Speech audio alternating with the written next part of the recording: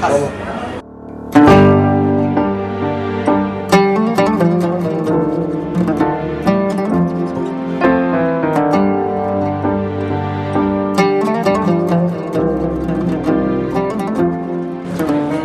Puan-puan yang dimuliakan sekalian,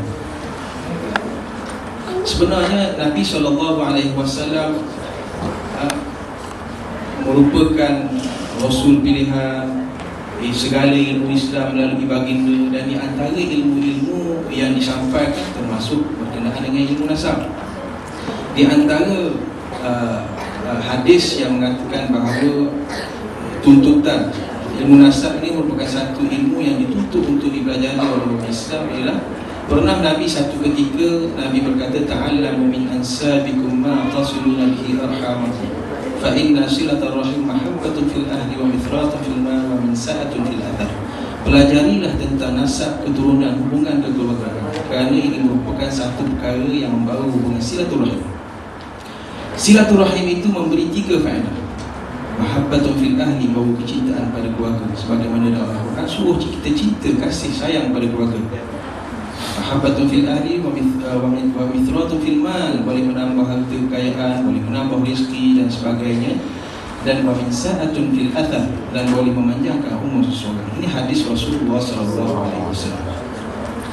Jadi ilmu ini merupakan satu cabangan daripada ilmu Islam, iaitu kita kena akur. Bukan semata-mata untuk kita berbangga, bersombong, takabur dan sebagainya. Ini satu cabangan daripada ilmu Islam. Tambah pula apabila seseorang itu bernasab kepada Bani Hashim, kepada Bani Abdul Muttalib, kepada Sayyidina Hasan, Sayyidina Husain, maka secara langsung mereka terlibat dengan hukum-hukum yang memerlukan mereka mengetahui tentang ilmu nasab. Di antaranya apabila diharamkan zakat, la tahillu li Muhammad wa la li ali Muhammad. Tidak halal zakat ini, tidak halal bagi Muhammad dan keluarga Muhammad. Fa inna man ya'usakhun nas, merupakan daki manusia. Itu sabda Rasulullah SAW. Apabila cucu baginda mengambil tamar yang merupakan zakat, maka dikorek, dikeluarkan daripada mulut cucunya. Itu ada kaitan dengan ilmu nasab. Apabila sekarang ini golongan muda-mudi ini mereka tidak mengetahui tentang ilmu nasab, tak tahu mereka itu siapa, kepada siapa nasab mereka kembali. Dan itu merupakan satu masalah.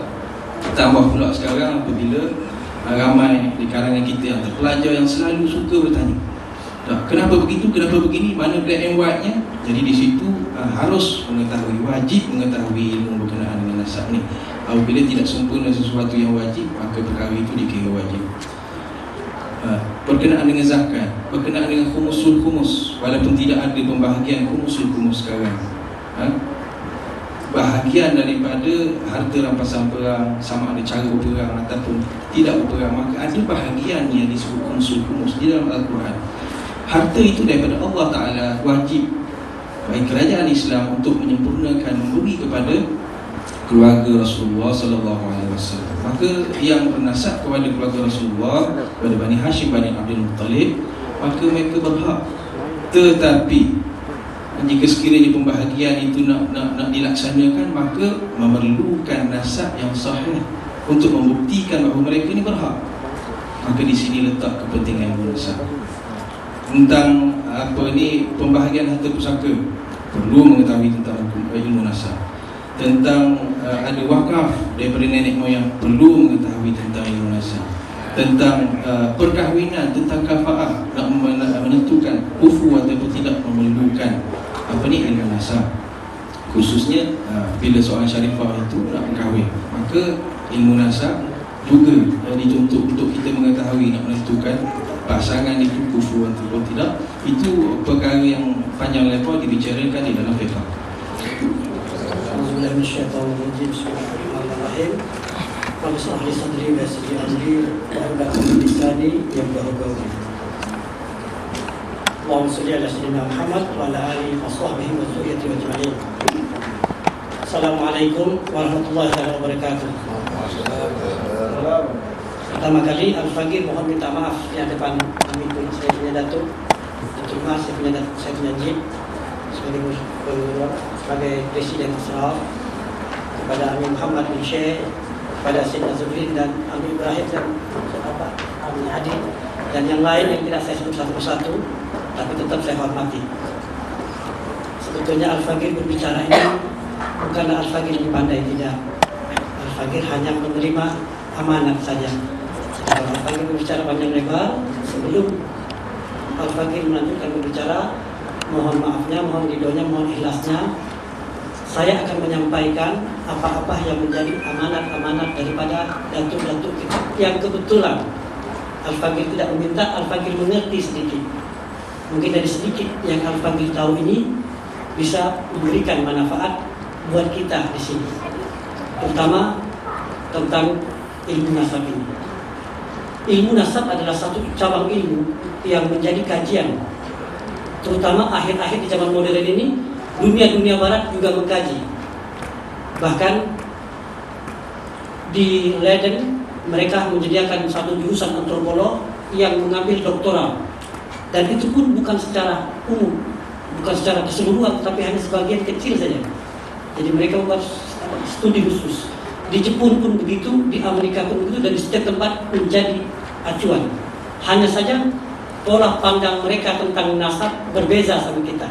Mereka menitik beratkan nasab dari sisi antropolog atau genolog, sementara kita jauh lebih dari itu. Akan ilmu nasab sebetulnya, apalagi di negeri Melayu, itu identik dengan orang-orang Melayu. Orang-orang Melayu di seberang seperti di Medan atau di Aceh atau tempat lain menyebutnya dengan tarumbu. Orang-orang Jawa menyebutnya tarsila. Ada lagi yang menyebutnya sila-sila. Kalau orang Arab bilangnya menyebut syajarul ansab, tapi orang Melayu menyebutnya pokok nasab. Dari kalimat pokok saja sebetulnya kita bisa mendapatkan pengertian secara logika tentang nasab. Bicara pokok ini Allah ciptakan macam-macam. Yang paling simpel Al-Faqih bicarakan tentang pokok mangga. Allah ciptakan berbagai macam varietas daripada pokok mangga. Ada mangga apple, ada mangga si mana lagi, atau mangga, berbagai macam mangga. Setiap varietas itu akan berbeda dengan varietas yang lain. Setiap spesies akan berbeda dengan spesies lain. Dan orang-orang yang ahli di dalam dunia tumbuh-tumbuhan ini, matanya ini seperti scanner. Dia melihat sekejap, dia tahu, ini mangga ini. Kenapa tahu mangga ini? Dia sebut begini bentuknya, begini dia mangga ini. Tidak perlu dia mengambil itu buah mangga, dia sudah tahu rasanya. Kenapa? Karena dia mengerti akan ilmu tumbuhan. Okay. Pokok ini pada satu ketika dari ilmu nasab bercabang dua, dari Al-Hasan, dari Al-Husain. Semakin menjauh, makin bercabang. Setiap cabang ini akan membentuk satu keluarga, satu persatu, dan ini terjaga dari satu generasi ke generasi sampai sekarang. Andai kata kita menjaga nasab dengan betul-betul menjaga nasab, mengikuti kaedah standar yang diajarkan datuk-datuk kita, maka hampir nyaris untuk mengatakan orang yang non-sayyid menjadi sayyid, ataupun sebaliknya. Ada kaedah-kaedah standar yang tidak bisa ditembus, dan ini sangat sensitif, dan sekarang mungkin Al-Faqih tidak akan bicara secara detail. Al-Faqih hanya bicara dari sisi logika saja. Suatu ketika kebetulan saya memelihara pokok mangga apel.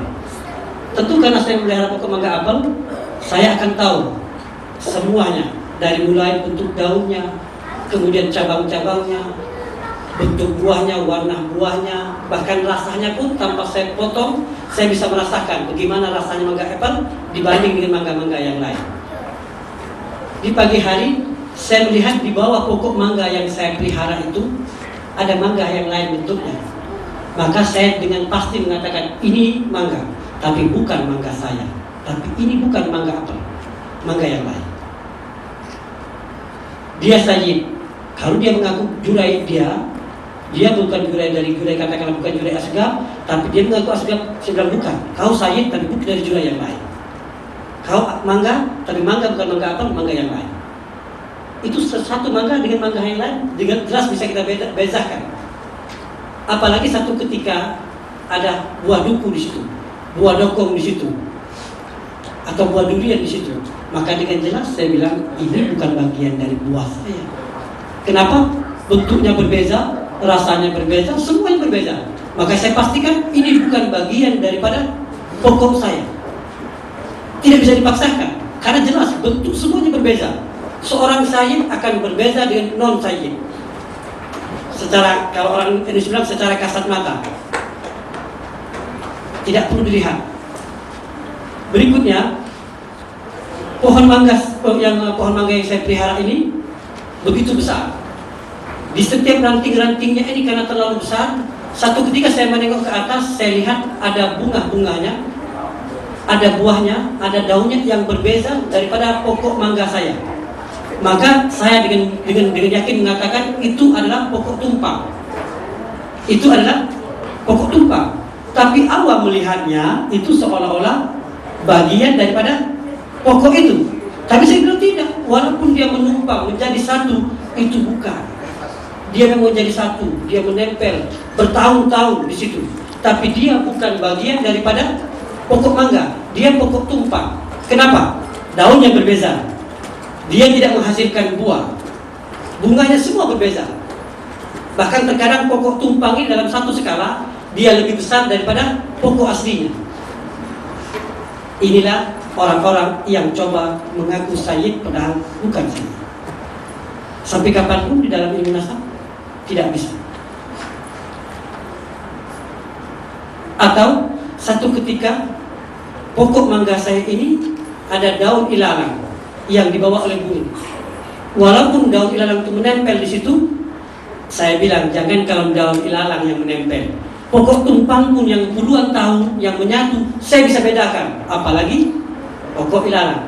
Itulah ada orang-orang yang tadinya bukan sayyid, baru di zaman dia mengaku sayyid dengan mudah. Jangankan di zaman dia, jangankan di zaman bapaknya, di zaman datuknya pun bisa tertusuri. Nah, ilmu nasab ini, minta maaf, saya tidak akan bisa berbicara di dalam suasana yang umum. Berbicara nasab, saya memerlukan waktu yang khas dan waktu yang panjang secara detail. Karena ini menyangkut sesuatu yang sangat klik. Sehingga saya menggunakan kias, saya menggunakan analog seperti ini yang mudah dimengerti oleh kita. Dan yang takjub sekali bahwa tanpa sadar bahwa nasab ini mempunyai security yang sangat sulit untuk dimasuki. Sebagai contoh, bagi orang-orang yang memiliki pengetahuan akan pokok tadi, bagi orang-orang yang memiliki pengetahuan akan nasab, dia akan tahu satu keluarga dengan keluarga yang lain. Pertama yang dia gunakan hanya dengan kuping.